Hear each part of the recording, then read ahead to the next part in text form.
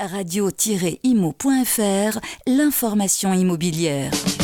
En direct sur Radio Imo, le 24e salon de la copropriété, les 8 et 9 novembre à Paris, porte de Versailles, en partenariat avec GERCOP, Gallian et Drieux-Combalusier. radio-imo.fr.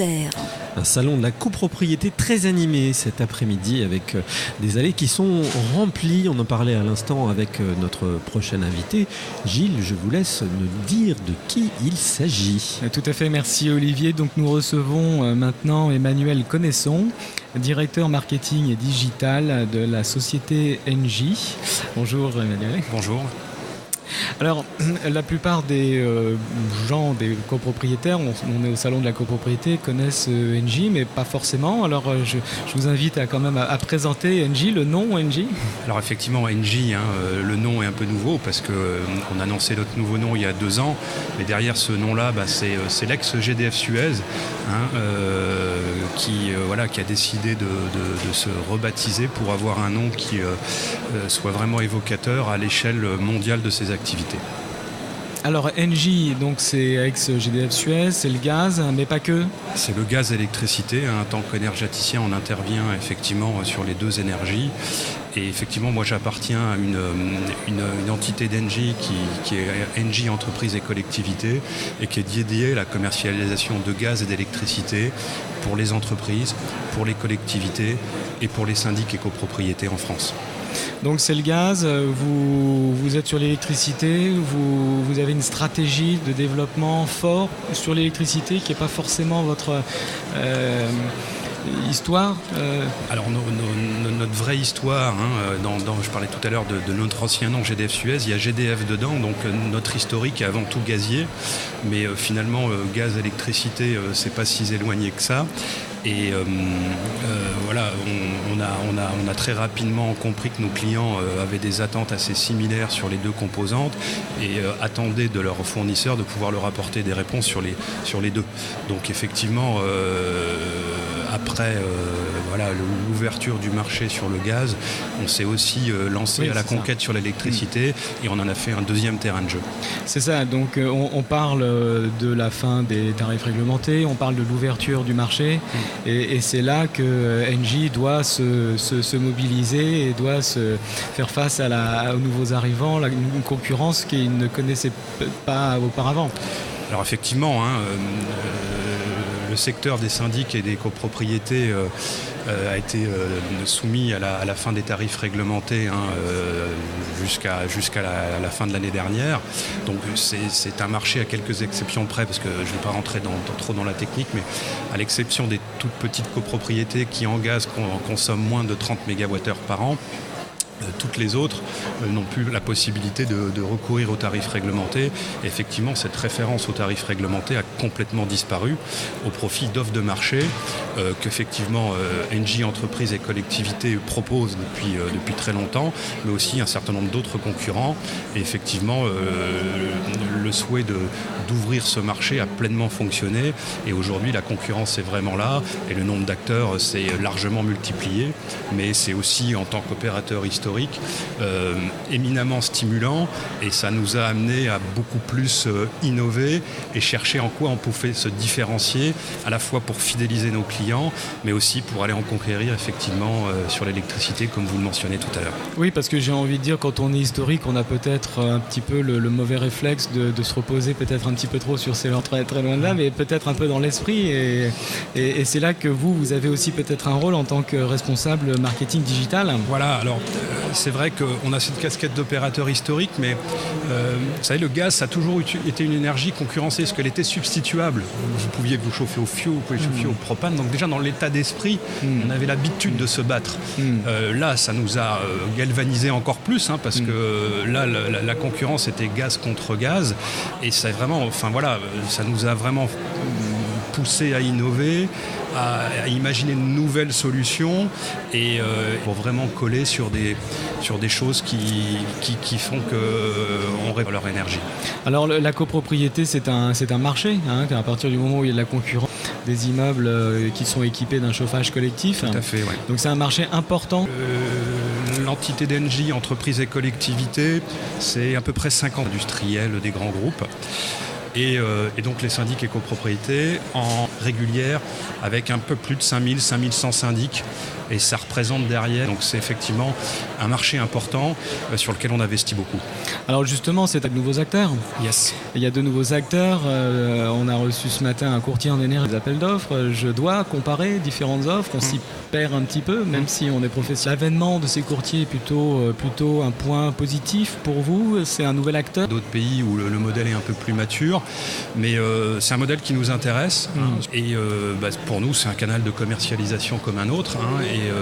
Et aussi dans la relation de ce que peut faire forme de conseil un peu différente que celui que peut lui faire directement le... Parle, et c'est effectivement dans l'air du temps, mais depuis longtemps, et heureusement... Effectivement, je vous parlais tout à l'heure d'innovation. On innove dans les formules d'achat, dans les services qu'on peut y associer, mais engagé dans la transition énergétique, dans une stratégie qu'on dit en 3D, D comme décentralisation de la production d'énergie, D comme décarbonisation du mix énergétique, et D aussi comme digital, parce que tout ça n'aurait pas l'efficacité dans la relation avec nos clients s'il n'y avait pas un peu de digital. Donc fort de cette stratégie, dans nos activités de commercialisation aujourd'hui, on est intimement convaincu que c'est l'énergie propre qui doit prédominer chez nos clients, et y compris en copropriété aujourd'hui, on a développé une gamme à 3 niveaux qui nous permet de leur livrer de l'énergie entièrement décarbonée, que ça soit sur le gaz ou l'électricité. Alors c'est vrai que les nouvelles normes, les normes qui existent maintenant depuis un certain temps en matière de performance énergétique, et notamment sur les constructions neuves, ramène un petit peu, j'ai cette impression, le chauffage collectif dans les immeubles qui a été abandonné suite au choc pétrolier. Vous m'arrêtez si je me trompe. C'est bon pour Engie, ça, des chauffages collectifs dans les copropriétés. C'est de l'énergie pour vous, un nouveau marché encore. C'est bon pour Engie. Le gaz a toujours eu énormément de qualité, effectivement, a toujours été une excellente réponse, effectivement, pour chauffer un bien collectif et le reste.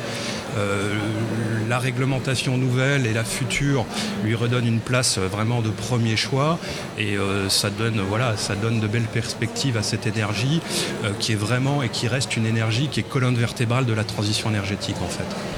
Alors ça nous amène à notre dernière question.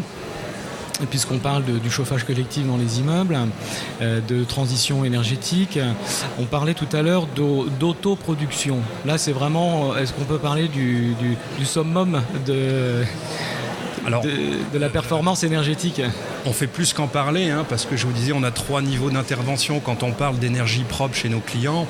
Il y a celle qui consiste à leur livrer de l'énergie décarbonée, et puis il y a celle qui consiste aussi à leur permettre de mettre en place des solutions qui leur permettent de produire leur propre électricité avec des solutions autour du photovoltaïque, et qui leur permettent de auto-consommer l'électricité produite sur leur bâtiment. Alors ça prend et ça démarre bien dans le domaine du tertiaire, et on est intimement convaincu que c'est des solutions aussi qui peuvent trouver un vrai sens dans le domaine de la copropriété. Il faut juste maintenant que le cadre réglementaire se stabilise un petit peu et soit abouti pour bien définir les règles d'autoconsommation quand on est sur de l'automation collective ou de l'autoconsommation individuelle. Mais je pense que c'est un marché qui va aussi s'ouvrir au monde de la copropriété. Oui, alors c'est vrai que c'est intéressant d'autoproduire son énergie. Quels sont les freins? Est-ce que ce n'est pas le coût des installations, l'investissement, l'amortissement n'est pas trop long? Moi, je le vois dans les assemblées générales, dès qu'on parle de travaux d'économie d'énergie, on parle tout de suite de retour sur l'investissement. Dans combien de temps on va amortir tout ça? C'est bien logique, c'est fondamental. Maintenant, il faut arriver un tout petit peu à se projeter. On est dans un monde où aussi l'électricité de marché, le tarif réglementé a aussi disparu dans le domaine de l'électricité.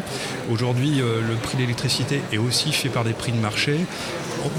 Et quand on regarde les prix de marché aujourd'hui, Alors c'est beaucoup pour l'instant sur des latitudes qui sont plutôt sur le sud de la France, parce que la quantité de kilowattheures produits par la centrale est plus forte, plus l'ensoleillement est fort, mais on arrive à produire d'électricité aujourd'hui et à trouver ce qu'on appelle la parité à un prix de production équivalent à celui qu'on peut quasiment trouver en l'achetant directement.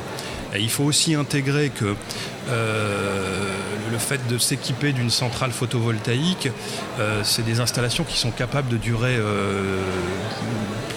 10 voire 20 ans. Nous, on propose des solutions où on finance intégralement la solution sur des périodes autour de 10 ans. Mais une fois que cette installation est financée, elle reste propriété du client qui continue à avoir un outil de production d'électricité. Et là, l'électricité, elle est gratuite, quoi. Donc voilà, il ne faut pas se bloquer derrière le retour sur investissement qui sont aujourd'hui tout à fait respectables et sur lequel une assemblée générale doit être en mesure de prendre une décision. Écoutez, je vous remercie pour toutes ces informations. Merci pour l'échange. Nos auditeurs sont éclairés, bien chauffés et bien éclairés. Merci. Merci. Radio-imo.fr, l'information immobilière. En direct sur Radio Imo, le 24e salon de la copropriété, les 8 et 9 novembre à Paris, porte de Versailles, en partenariat avec GERCOP, Gallian et Drieux Combalusier. Radio-imo.fr